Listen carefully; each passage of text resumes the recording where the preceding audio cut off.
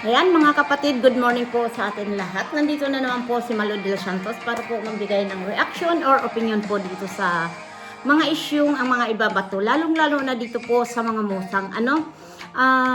Mayroon po lang sa akin nakita ko po yung upload ko, yung live ko po kahapon na ang pangalan niya po ay Gina Moreno. Alam niyo po mga kapatid, mayroon lang ako napansin dito sa Gina Moreno na to. Kagabi po ay tiningnan ko po yung profiles niya. Bakit po ako'y nagtataka na doon dyan sa baba, nakatabnil po yan, mayroon pong Jeffrey Hardy. Kaya po naisip ko na itong si Gina Moreno at yung iba pang ginagamit niyang mga account ay iisa lang pong tao. Diba? Kasi ito pong si Jeffrey Hardy, mahilig po siyang magpalit-palit po ng profiles. Ang dami niyang ginagamit po na pangalan. Sa palagay ko po mga kapatid, ang gumagawa po dito ng issue sa loob ng community, ng Rochelle community, alam niyo po, isa to si Jeffrey Hardy na ngayon po ay ang kanyang pangalan na ginamit, Gina Moreno. Di ba? Sana nagkamali po ako. Pasensya na kung nagkamali ako. Pero sa palagay ko po, sa kaguluhan dito o mga issue dito sa loob ng community, ng Rochelle community, ng Maglangga, alam niyo po, nalulungkot ako. Dahil maraming nagsasabi po na ito daw po si Jeff Hardy, ito ay noon ay si Nanay Herminia po. Kaya po sa totoo lang, huwag po tayong basta-basta pong gumagawa ng kwento. At yan lahat ng mga ipinasa ko na po yan doon sa pinagpapaaralan ko po kung sino po talaga itong gumagawa ng issue po, Para sa akin po, kasi may mga sinasabi po dito. Alam niyo po, may mga sinasabi po ito dito sa karamihan pong mga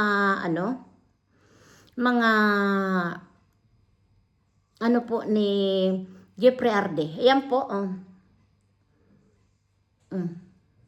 Ayan po, mga comment niya po yan sa akin. At ito pa po. Marami po na parang hindi maganda. Iisa po ang mga sinasabi niya.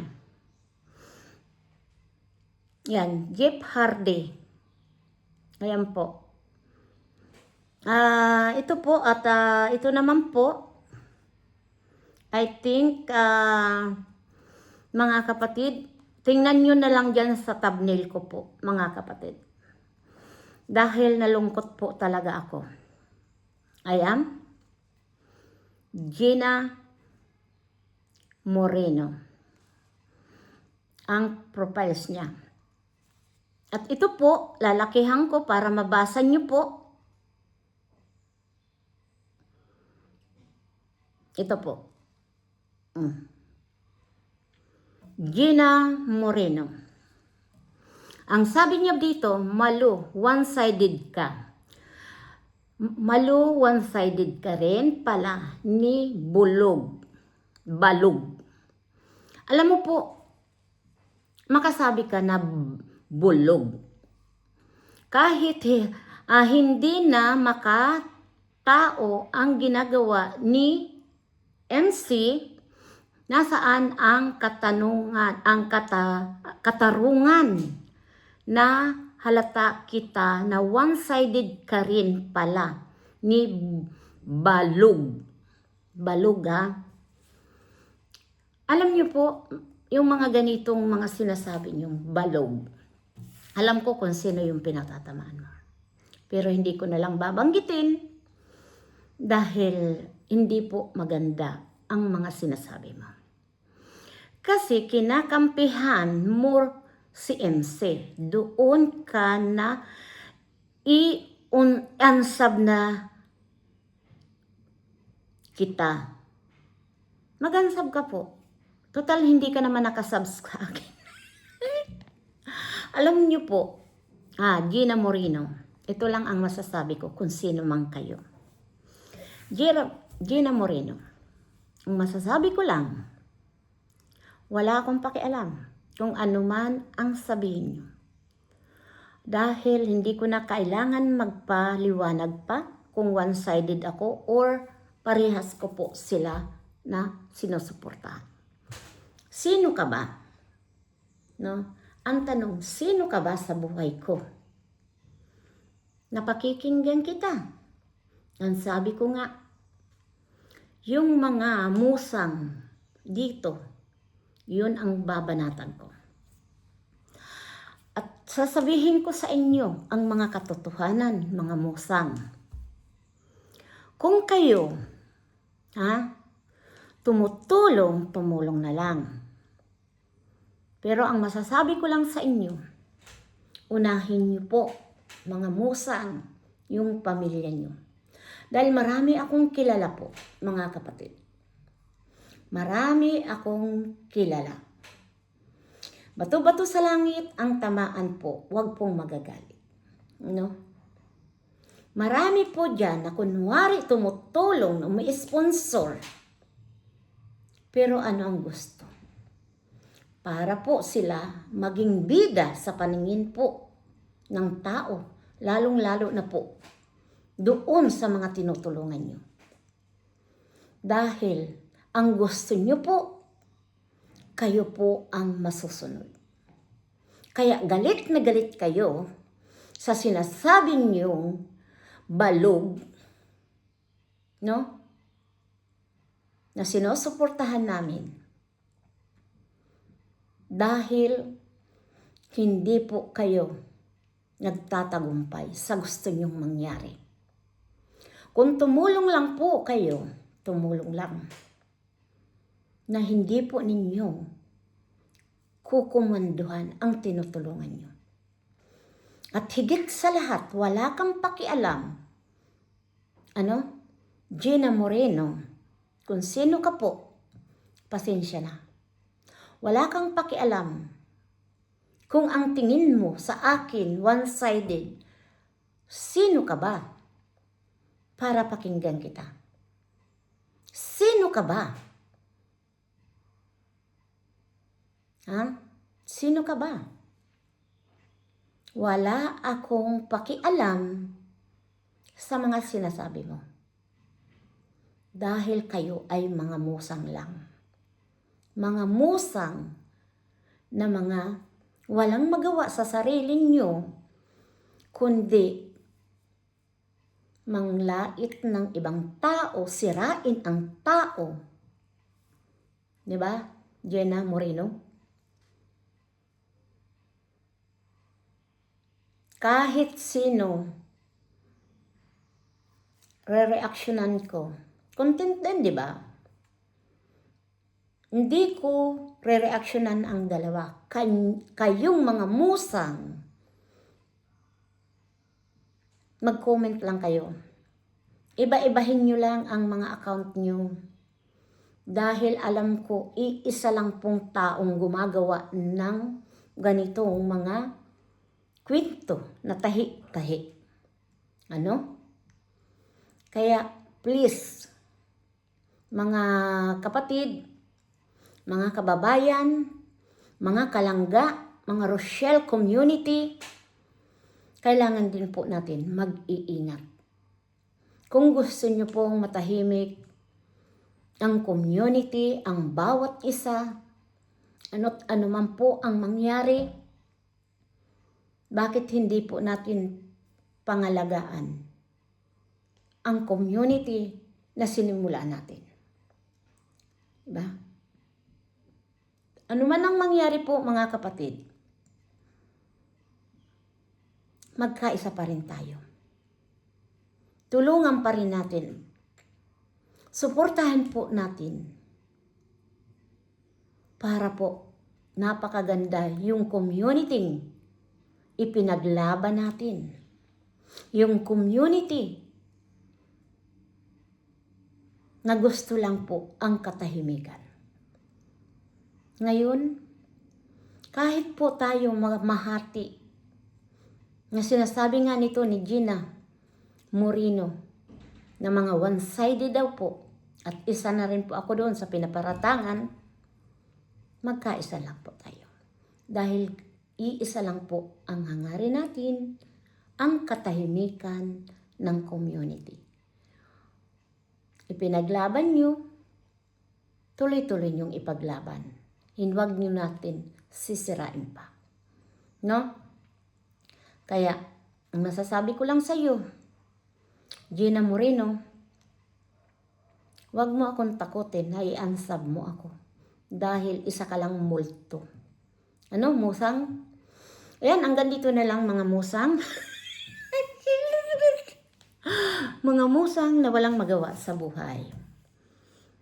Ano, ito yung mga musang na walang ibang binabantayan. Yung mga issue na para lang may ma-comment na walang kabuluhan.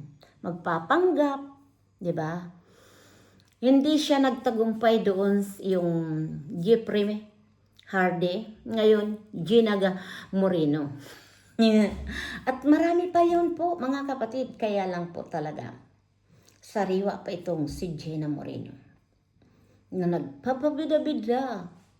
Sa totoo lang po mga kapatid, marami po dyan talaga na walang ibang papasok kunwari sa mga community, kunwari po magi-sponsor. Grabe po ang mga ginagawa nila. Na kunwari, alam ko po, dahil isa po akong inutangan para lang po may maibigay daw kuno. Na hanggang ngayon, hindi ko na nakita. Kaya po, sa totoo lang po, huwag tayong kunwari tutulong. No? Dahil alam natin po, tayong mga OFW, lalo na po sa mga Middle East, sa ibang lugar, mahirap po ang buhay. Magpakatotoo na lang tayo, mga kapatid, na panuorin na lang natin ang mga vlog nila, upload nila, live nila na dalawa. Sapat yun po na makakatulong po tayo sa kanila. Dahil yung mga viewers po, higit po yan na nakakabigay ng tulong sa amin. No, lalong-lalo na po dito sa Maglangga. Kiruel of Malalag at Kirishel Morales. Nakakatulong po na panuorin nyo at i-share nyo. Hindi mahalaga po na kayo ay magpadala ng pinansyal na tulong. Ipadala nyo na lang po sa pamilya nyo. Kasi po alam ko po ang hirap ng OFW. Diba? Nasasabi ko po yan dahil ako po 89 pa ako dito sa abroad. Hindi ba? Kaya kung tutuusin po, may puhunan na. May pundasyon na po. Kaya po tayo, yung kaunting nasusubra doon sa kinikita natin, tinutulong natin. Dahil isa rin po akong tinatulungan. Hindi ko sinasabi po na ako ay mayaman. Galing din po ako sa wala. Kaya kapang-kapa ko po ang kahirapan ng isang tao.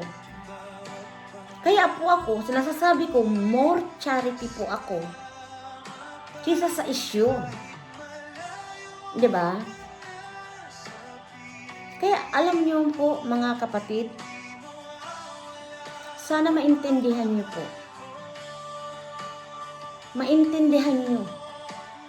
Huwag po kayo masyadong mangbas, maging mapanira ng tao. Gaya po dito sa sinasabi ni Gina Gabotero, huwag kayong magbintang dahil hindi nyo po alam ang katotohanan. Manahimik na lang po kayo kung wala kayong alam. Kung may alam din kayo, bakit hindi nyo sabihin? O pag nagla-live, sabihin mo, diretsahan sa dalawa. Hindi po sa amin na mga nagko-content. Dahil lalo ako, wala akong pakialam. Wala akong kinakampihan na sino man. Nasa gitna lang po ako. Diba? Kaya, mga musang, hanggang dito na lang. Mga kapatid, mga viewers na nagmamahal at mga totoo talaga po mga sponsor na wala dyan. Dahil alam ko po na may mga sponsor po dyan na tahimik lang. Wala silang channel. Talaga pong pagtulong lang. Yung iba nga po dyan hindi nagpapakilala. Ayan, shout out po inaanak. Kipulo. Shout out na. At sa Team Upot, maraming salamat. At kay Joel Salcido, kay Kapiso. At hindi ko na po maisa-isa po ang Team Opo. Jay Castillo, maraming salamat. Jay Mapelli, thank you so much. Suyin, thank you. At kung sino-sino pa po yung nagbigay doon sa namatayan, thank you so much po sa inyong lahat. Dahil kahit papaano po, nandyan ang Team Upo na talaga pong handang tumulong po sa ating mga kababayan na nangangailangan. Thank you po sa lahat na nagsuporta po dito kay Ruel of Malalang, Richelle Morales, at sa pamilya po ng Morales family, at dito rin po sa pamilya ni Dodong at kay Kuya Awi. Congratulations Kuya Awi. Ang galing-galing po. At humahanga po talaga ako dito sa iyong anak na napaka deserve po talaga na nandiyan po yung talagang family. Mahanga po ako. Maraming salamat. At please po, support po natin si Daddy Frankie. Dahil isa rin po si Daddy Frankie sa mga sinusuportahan ko. Hindi man ako nakakapag-reaction po talaga kay Daddy Frankie dahil ako po pagtulong lang. May time lang na po ako talagang gusto kong reaksyonan dahil minsan po ako ay naiisip ko po kung papaano po talaga ang kahirapan ng buhay. Kaya tayo nandyan lang, more pagtulong lang po si Malo de los Santos. Ayan, payakap din naman po. Malo de los Santos po, please support mo natin at Vampire, Tugashi, at Carla, Miss Cara po, supportahan natin at Pugi ng KSA. Ayan. Thank you so much po sa inyong lahat. Maraming salamat. Bye-bye. We love you so much sa aking mga viewers. Talagang patuloy na nagmamahal. Kayo ang pangalawang pinasasalamatan ko dahil first si God at ang ating mga viewers. Kayo, deserve po talaga kayo. Talagang kayo po sa pangalawang nasa puso ko na sumusuporta po. At siyempre po sa family ko po. Marami pong salamat. We love you. Bye-bye, mga kapatid at mga kababayan. Ayan. Maraming salamat at mga community sa Team Opo. Ayan. Thank you so much, mga Rinas community. Antay nga boli. Ayan. Thank you po. Maraming salamat po.